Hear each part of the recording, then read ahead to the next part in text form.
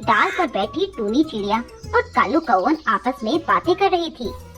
अरे क्या हुआ कल्लू बहन, आज बहुत थकी थकी लग रही हो? हाँ टूनी बहन, मैं कल दरअसल अपने बेटे कालू के लिए दूसरे जंगल में चिड़िया देखने गई थी। अब कालू की उम्र भी हो गई है ना शादी के लायक, तो सोच रही थी उसकी शादी करके उसका घर बसा देती हूँ। तो फिर क्या रहा, रिश्ता पक्का हो गया? अरे कहाँ हुआ टूनी बहन, मेरे बेटे कालू को वे चिड़िया पसंद ही नहीं आई। अरे तो तुम कैसी चिड़िया देख रही हो, मुझे बताओ। चिड़िया ऐसे हो बहन कि घर परिवार में संभाल सके और हमें 2 समय की रोटी बनाकर खिला दे, बस हमें और कुछ नहीं चाहिए। अरे कल्लू बहन, मेरे मायके में एक चिड़िया है, वह बहुत ही मेहनती और समझदार है, पर बेचारी अकेली है। मेरा मतलब अनाथ है, उसके आगे पीछे कोई नहीं है। तो क्या हुआ, तुम मुझे कल उस चिड़िया के घर ले चलना, बाकी सब मैं देख लूंगी। ऐसा कहकर वे दोनों अपने अपने रास्ते चली जाती हैं और कल्लू घर जाकर ये बात अपने पति कड़कनाथ और बेटे कालू को बताती है। अरे उस चिड़िया के घर जाने की क्या जरूरत, एक तो वह अनाथ, ऊपर से गरीब, फिर क्या फायदा उस भिखारन से शादी करने का। शादी करनी है तो किसी ऐसी चिड़िया से करेंगे जो अमीर हो और घर में आए तो खूब सारी धन दौलत और पैसे लेकर आए। एक ही तो बेटा है हमारा, अब इसकी बहू कोई भिखारन आएगी? हमने अपने बेटे पर इतने पैसे खर्च किए हैं, उसका क्या? हाँ माँ, पिताजी सही कह रहे हैं, मुझे नहीं करनी किसी ऐसी गरीब चिड़िया से शादी, मुझे तो एक अमीर चिड़िया से शादी करनी है जो अपने साथ महंगे महंगे सामान लाए और अपनी दौलत मुझ पर लुटाए। अरे मेरे बेटे कालू, पहले देख तो ले कैसी है वे चिड़िया, क्योंकि तुझे पता नहीं है गरीब परिवार की चिड़िया बहुत ही मेहनती और सेवादार होती है। जो तुझे अच्छी नहीं लगी तो मैं तेरा तलाक करवा दूंगी और तुझे किसी दूसरी पक्षी से शादी करवा दूंगी। ठीक है माँ, चलो आपकी बात मान लेते हैं, और जो वो मुझे शादी के बाद सही नहीं लगी तो मैं उसे छोड़ दूंगा। अगले दिन जैसे ही सूरज उगता है, कल्लू और टूनी चिड़िया अपने बेटे कालू के साथ मिलकर उस गरीब चिड़िया के घर पहुंच जाती है। नमस्ते टूनी आंटी। बेटी कैसी है तू?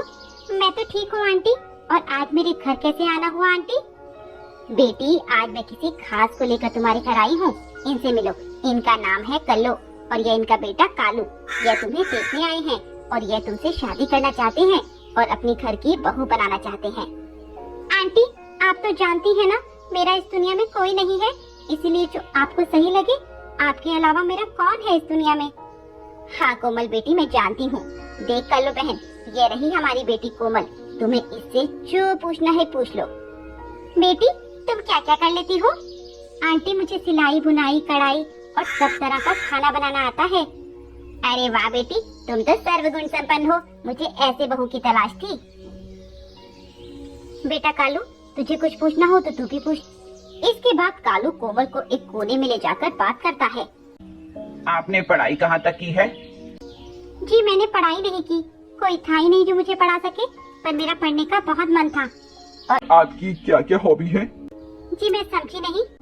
अरे मैं ये कहना चाहता हूँ कि आपको क्या क्या काम करना पसंद है? मुझे सिलाई करना और खाना बनाना बहुत पसंद है। अच्छा ठीक है। इसके बाद वे दोनों वहाँ से बात करके अंदर आ जाते हैं। तभी कालू अपनी माँ से धीरे से कहता है, माँ मुझे ये चिड़िया पसंद नहीं है, इसे तो कुछ भी नहीं आता, बस खाना बनाना और सिलाई बुनाई, बस यही आता है। ये तो एकदम गवार है। चुप एकदम, तुझे नहीं पता ये चिड़िया कितने काम की है, इससे मैं अपनी खूब सेवा करवाऊंगी। तभी टूनी बीच में टोकती है, कोई परेशानी है क्या? अरे नहीं नहीं टूनी बहन, तुम रिश्ता पक्का कर दो। कालू बस यही कह रहा था कि उसे कोमल बहुत पसंद आई है। पर बहन एक बात सुन लो, कोमल का इस दुनिया में कोई नहीं, तो दहेज की उम्मीद तो रखना मत।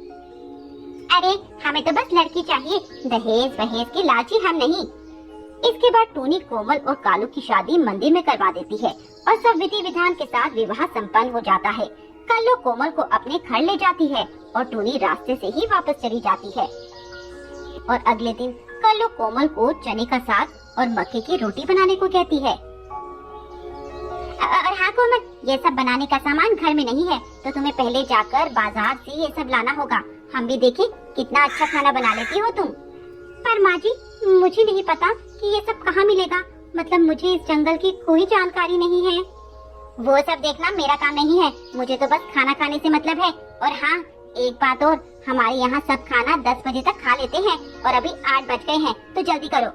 इसके बाद कोमल घर से निकलकर जंगल की तरफ जाती है और चने का साग के पत्ते ढूंढने लगती है। ये जंगल उसके लिए बहुत ही अलग था, इसीलिए उसे किसी चीज का कुछ पता नहीं चल रहा था। फिर थोड़ा अंदर जाकर उसे चने के साग के पत्ते मिल जाते हैं और घर आ जाती है और जल्दी से खाना बनाने लगती है। जब कोमल के सास ससुर और पति वे खाना खाते हैं तो कहते हैं, अरे तुम्हें साग के पत्ते कहाँ से मिले इस मौसम में? आप खाना खाइए ना, बाकी सबसे आपको क्या लेना देना।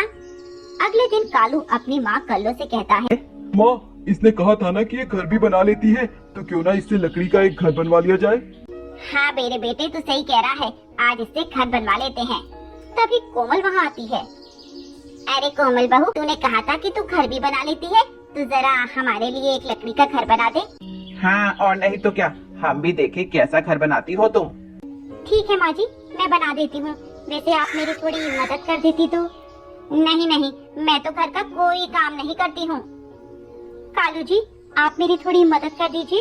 अरे नहीं कोमल, इतनी गर्मी में मैं बाहर नहीं जा सकता, मुझे डॉक्टर ने मना किया है। चलिए कोई बात नहीं, मैं ही चली जाती हूँ। बेचारी कोमल निराश होकर खुद ही जंगल में जाती है और कुछ लकड़ी इकट्ठा करना शुरू कर देती है। तभी टूनी चिड़िया वहाँ से उड़ते हुए जा रही थी और वह जब कोमल को देखती है उससे कहती है, अरे कोमल, तुम इतनी भरी गर्मी में यहाँ क्या कर रही हो? आंटी, मैं कुछ लकड़ी इकट्ठा करने आई हूँ ताकि घर बना सकूँ। अरे वाह, ये तो बहुत ही अच्छी बात है, पर कल्लो को तुम्हें इतनी धूप में बाहर नहीं भेजना चाहिए था। चलिए टूनी आंटी, मैं चलती हूँ, वैसे भी घर जाकर खाना बनाना है। कोमल वह लकड़ी लेकर वहाँ से चली जाती है। तभी टूनी खुद से कहती है, कहीं मैंने कोमल के साथ गलत तो नहीं कर दिया? एक तो वे वैसे भी अनाथ है। उधर कोमल लकड़ी का घर बनाने लगती है। जल्दी ही घर बनकर तैयार हो जाता है। तभी टूनी भी वहाँ आती है। अरे कोमल बेटी, वाह, तुमने तो बहुत ही कम समय में इतना अच्छा तैयार कर दिया। अरे देखो तो कितना सुंदर बनाया है। तभी कल्लो और कालू वहाँ आते हैं। अरे कल्लो बहन, तुम कोमल बेटी से कितना काम करवाती हो और इसकी मदद क्यों नहीं करती? अरे नहीं नहीं टूनी आंटी, इसमें सासू माँ की कोई कसूर नहीं है, ये तो मैंने ही देखी थी। मेरी सासू माँ तो बहुत अच्छी है और मेरे पति तो देवता है। कोमल की ये बात सुनकर कल्लो को बहुत रोना आता है कि वह कोमल और टूनी से माफी मांगने लगती है। टूनी, मैं तुम्हारी बहुत शुक्रगुजार हूँ कि तुमने इतनी अच्छी बहू ला कर दी। अब मैं अपनी बहू का बहुत ख्याल रखूंगी और उसे किसी चीज की कमी नहीं होने दूंगी। इसके बाद से कल्लू और कालू कोमल का बहुत ध्यान रखने लगते हैं। तब वे सभी खुशी खुशी रहने लगते हैं।